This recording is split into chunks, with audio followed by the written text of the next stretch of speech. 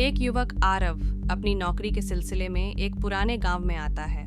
गांव के बाहर एक वीरान हवेली है जिसे लोग छाया हवेली कहते हैं। गांव वाले कहते हैं कि उस हवेली में 50 साल पहले एक औरत नैना देवी रहती थी जो काली विद्या में माहिर थी। गांव वालों ने उसे चुड़ैल कहकर जिंदा जला दिया था। तब से हवेली में कोई नहीं गया। आरव को इन बातों पर यकीन नहीं होता। जिज्ञासा में वो एक रात उस हवेली में चला जाता है। हवेली अंदर से टूटी फूटी मगर दीवारों पर अजीब सी छायाएं घूम रही थीं। अचानक एक दरवाज़ा अपने आप खुलता है और भीतर एक पुराना दर्पण मिलता है। जैसे ही आरव उसमें देखता है उसकी परछाई गायब हो जाती है और उसकी जगह दर्पण में एक औरत की लाल आंखें दिखती हैं। रात होते होते आरव की मानसिक स्थिति बदलने लगती है। उसे हर जगह वही औरत दिखती है, खिड़की के बाहर, आईने में, अंधेरे कोनों में।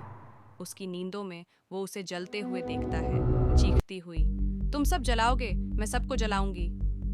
गांव के पुजारी उसे बताते हैं कि जिसने भी उस हवेली में प्रवेश किया वो या तो पागल हो गया या गायब। आरव खुद को बचाने के लिए तांत्रिक से मदद लेता है, पर तब तक बहुत देर हो चुकी होती है।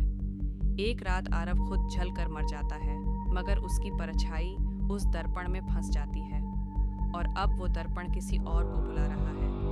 अंत में गांव में एक बच्चा उस हवेली के पास खेलते हुए दर्पण उठा लेता है और कहानी फिर से शुरू होती है। जीप की हेडलाइट्स रात की धुंध को चीरती चली जा रही थीं।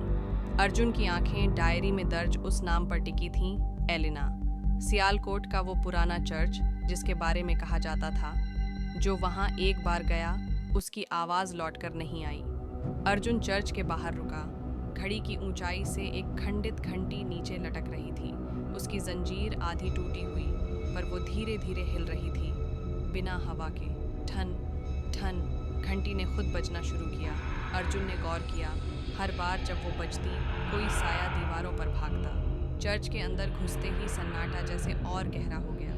फर्श पर पड़ी लकड़ी की बेंचों पर धूल थी और दीवारों पर बच्चों की कटी फटी तस्वीरें। तभी पीछे से एक हल्की आवाज़ आई, आप भी उसे ढूंढने आए हैं? अर्जुन ने मुड़कर देखा।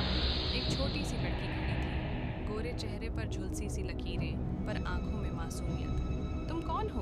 अर्जुन ने पूछा। लड़की मुस्कुराई, बोली, एलिना, लेकिन मुझे यहाँ